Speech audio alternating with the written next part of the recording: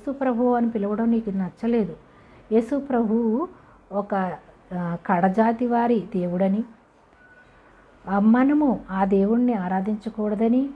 మన దేవుణ్ణి మనం ఆరాధించాలని ఇదొక అపవాది వారి హృదయాలను కఠినపరిచేసింది. కాబట్టి నీకు యేసు ప్రభువు అని పిలవడం నీకు ఇష్టం లేకపోతే, తండ్రి నన్ను పుట్టించిన దేవా నువ్వెవరివో నాకు తెలీదు, నేను గందరగోళంలో ఉన్నాను, నా పితరులైతే ఈ దేవుడే మన దేవుడు అంటున్నారు, కానీ నేను నీ వాక్యం విన్నప్పుడు నీ వాక్యం ఏమి బోధిస్తుంది అంటే నేను తప్ప వేరొక దేవుడు ఉండకూడదు, ఉండని ఎడల నేను రోషము గల దేవుడను, వారి తల్లిదండ్రుల దోషము నేను 4 తరాల వరకు ఉంటుంది,